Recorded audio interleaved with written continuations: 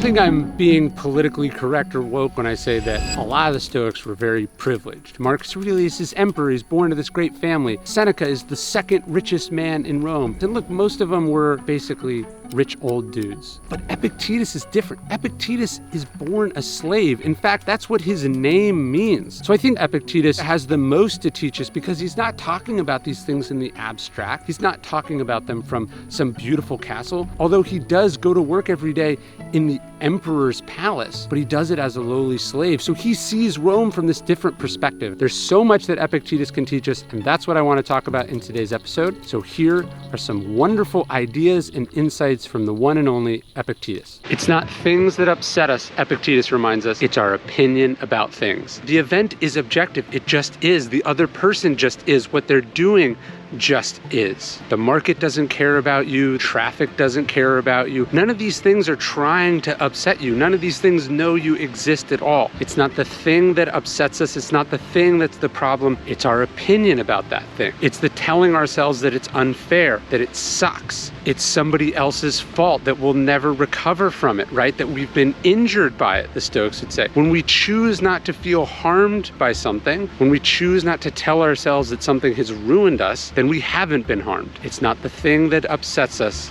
It's our opinion about that thing. When stuff goes sideways in life, when it goes not the way that you want it to go, when you're dealing with difficult stuff, you should say to yourself, as Epictetus did, life is pairing me with a strong sparring partner. He says, how else are you going to become Olympic class material? How else are you going to get better? The whole point, if you're training in sports, is to find really good competitors, really good trainers, to subject you to difficult, tough situations, because you become better and stronger from that, right? That's also weightlifting. The resistance, the fact that it's hard, is what makes you better. And so that's what we say to ourselves about the difficult situations in life, the difficult people in life.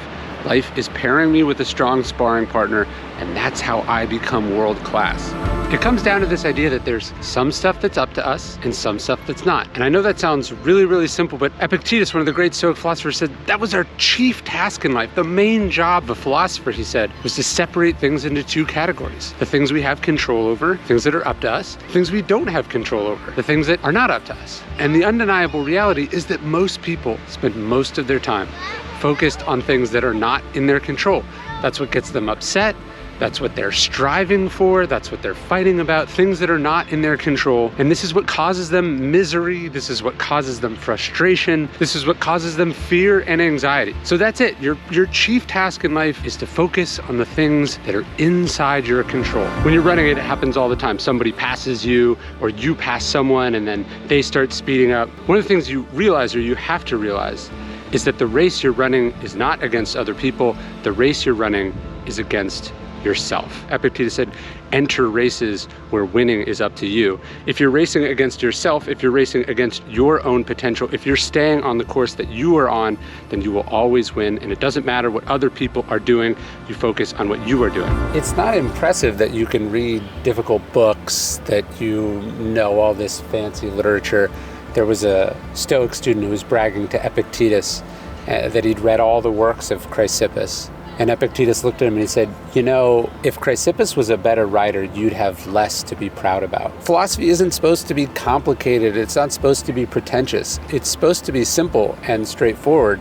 And it's supposed to be something that you apply to your life. As a result of his time in slavery, Epictetus is crippled. We're told that his sadistic master breaks his leg, or is trying to inflict pain on Epictetus. Epictetus is so tough that he doesn't resist. He allows it to happen, and then he tells his master, how did you think that was going to go? He bears the scar of this torture for the rest of his life. That's something he's not free of. He's never free to walk and carry himself the same way again. But he would say that we have to remember that lameness, or being crippled, is an impediment to the body, not to the mind. So the Stoics wanted us to understand that a tyrant, a cruel master, a drunk driver, whatever, someone could do something to our physical body. That is something that could be taken away from us. But how we see ourselves, the story we tell ourselves about our life, our decision to be negatively impacted, disabled by this, that's the choice that we have. You don't get rich acquiring things, acquiring money. Epictetus says it's not about having many things, it's about having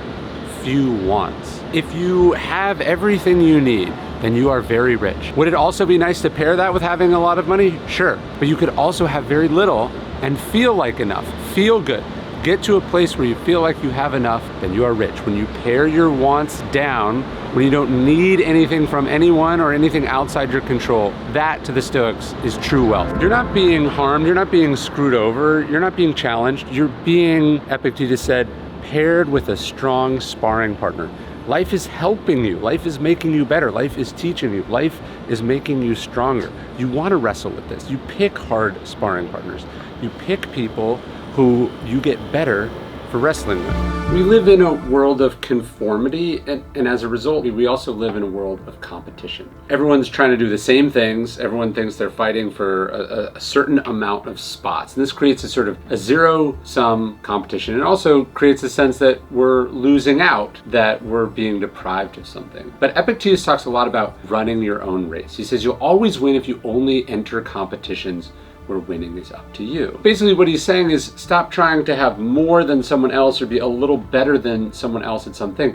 Try to be the best version of yourself. Also by this, he meant that he wasn't afraid to stand out. He wasn't afraid to be different or distinct in a time like living under Nero where this would have been a dangerous thing to do. But the freedom to be himself was the freedom that Epictetus seized on, as we must also seize on. You're paying too close of attention. Epictetus says if you want to improve, you have to be content to be seen as ignorant or foolish in some matters. He was saying that if you're on top of everything, if you know the latest gossip, all the breaking news, what you're doing is not paying attention to the important things.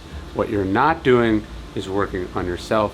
You have to be willing to say, I don't know about that, I didn't hear about that. If you're following everything, you're really following nothing. I've had my 8 Sleep pod, I don't even know how long I've had an 8 Sleep now. It's at least 2 or 3 years. We had it when it first came out. We've upgraded a bunch of times now, and now I've got the 8 Sleep Pod 5. It's absolutely unequivocally changed my sleep habits, my wife's sleep habits, tracks my sleep, it cools the bed, it heats the bed, it even raises it up and down. It's just significantly improved my life. And look, the Pod 5 is the newest generation of 8 Sleep's signature products. It's a smart mattress cover you put on top of your existing mattress. The result, they say, is up to 1 full hour of additional quality sleep per night. And actually with the Pod 5, sleep optimization goes even further. They've got a bunch of preventative health tracking with their autopilot health check, which gives you visibility into your heartbeat, your breathing, even sudden changes in HRV. And right now you can head over to 8sleep.com/dailystoic and use code dailystoic to get $350 off your own Pod 5 Ultra, and you still get 30 days to try it at home and return it if you don't like it. But I think you will love it, and your body will thank you for this investment in better sleep. Shipping to many countries worldwide. You can see details at 8sleep.com/dailystoic. Epictetus spends a good chunk of his life in Nero's court. He's a slave to one of Nero's powerful secretaries. In this sense, Epictetus gets lucky. On the other hand, he looks around and he goes, this is not that wonderful either. What he sees in Nero's court is all these incredibly successful, powerful people who are in some ways less free than he is. He sees this man throw himself at Nero's feet, begging, pleading, whining that he was down to basically his last $1 million. And Nero is like, oh my God, are you okay? How could you bear it? And in this moment, Epictetus, who didn't have any money, who didn't have any freedom, is hit by this notion that he might not trade places with these people if given the opportunity, because they were slaves to their ambition, to the whims of the emperor, to their, comfort level, to their entitlements. I think Epictetus is being a bit exaggerated here and speaking for effect. But his point was to look at these people who, by any definition, seem like they are free and certainly like they are their own masters. But in truth, in reality, in their day-to-day existence, they are anything but. So think about that in your own life. How free are you? Do you belong to yourself? Are you in control of your schedule day to day? Or is the next deal, the next project, right, keeping all the plates spinning what's actually in charge? So much of what we want, what we're aspiring to, what our goals are not in our control, as Epictetus would say, but in fact, they're the opposite. They're handing over that control, that judgment or evaluation to other people. And so when your ambition shifts more internally towards what you control, towards what you do, to who you were while you did it, you're empowered, right? And you're more self-sufficient. John Wooden said something like, success is peace of mind, which is the direct result in knowing that you made the best effort to do your best to become the best you're capable of becoming. And obviously John Wooden cares a lot about winning, and he wins a lot. But you have this bigger, more encompassing definition of what your success is and who you're trying to be, how you judge yourself.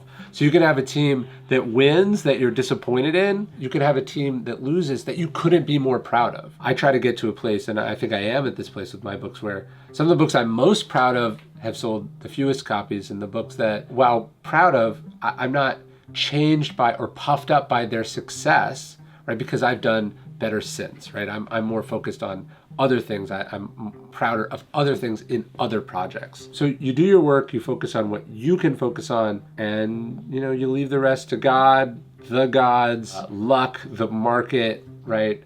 The whims of the universe, whatever you want to call it, you leave it there. It stares you in the face. Marcus Aurelius says, no role is so well suited to philosophy as the one you're in right now.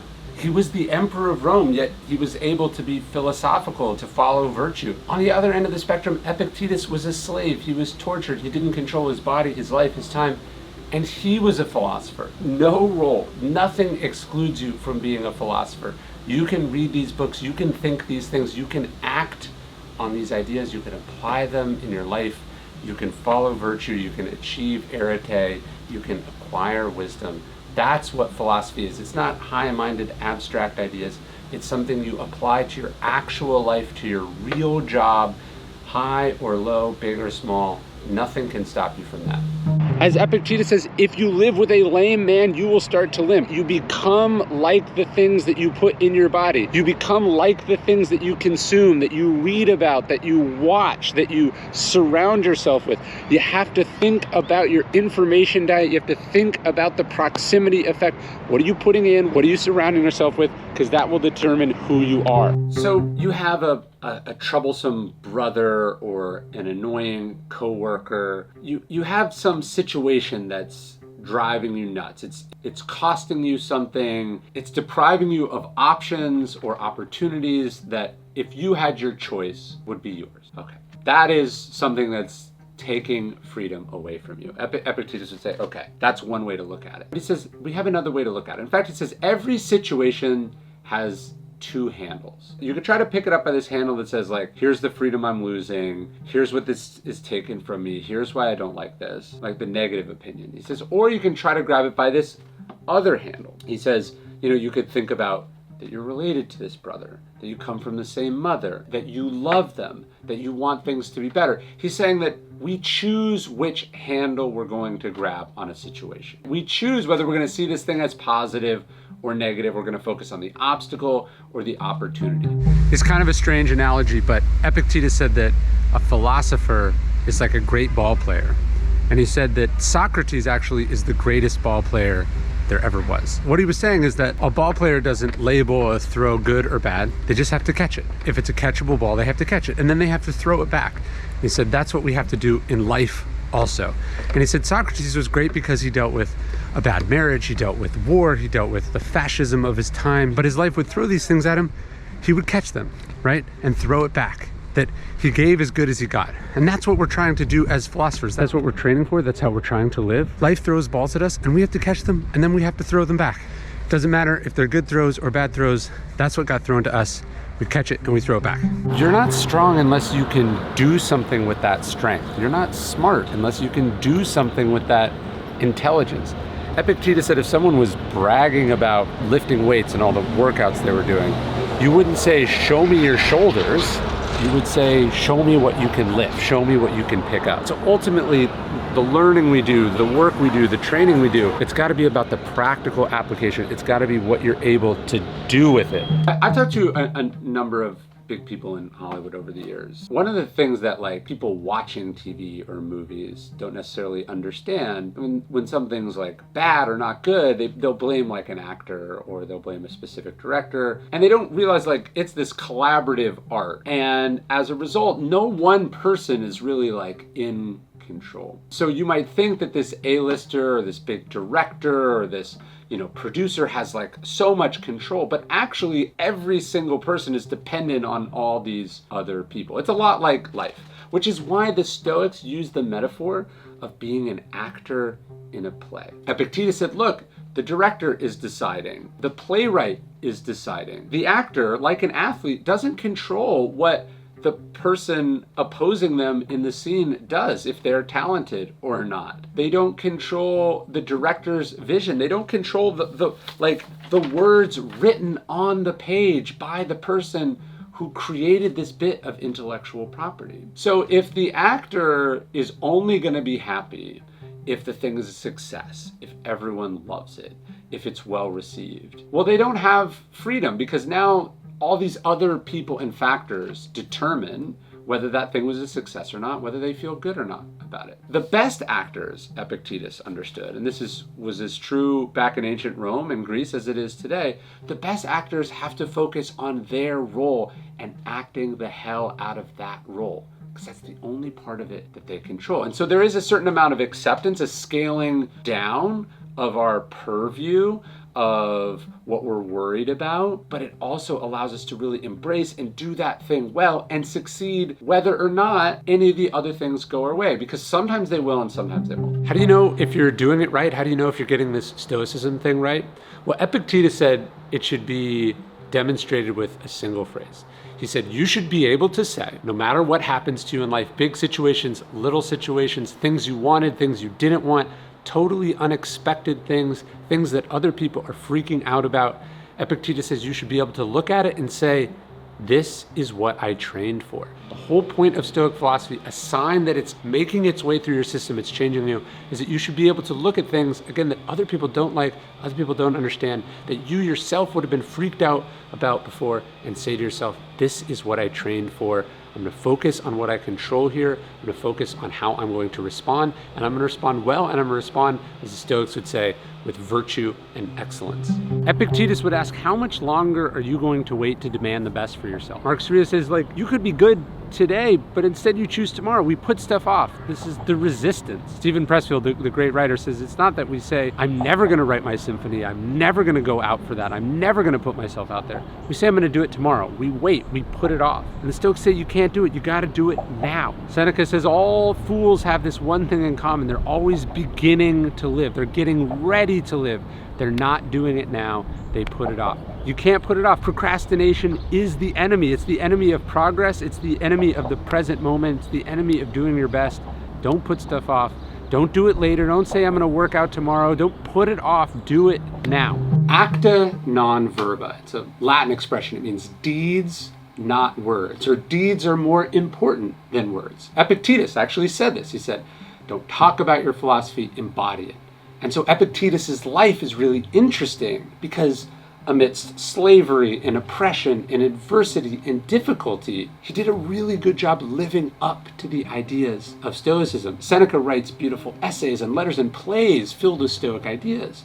But then his time working for Nero, his lifestyle choices, shows that he struggled to put these ideas actually into practice. There is one thing that doesn't matter if you're rich or poor, powerful or powerless, healthy or unhealthy, young or old. Eventually, inevitably, we all die. It's the one prophecy that never fails. It's the great equalizer.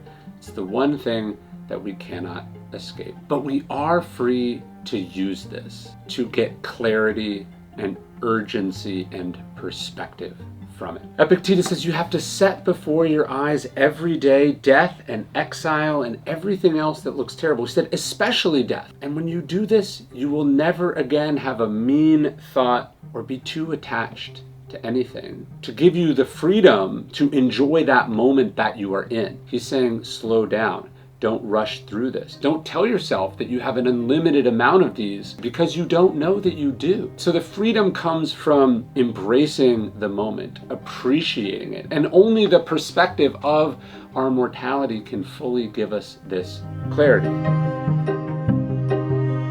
By the way, we are doing Epictetus month here at Daily Stoic. If you want to do a deep dive into Epictetus with us, we're going to be doing videos and articles. We've got this awesome course about him, how to read Epictetus. You can check that out at dailystoic.com/Epictetus course. I'll link to that in the description.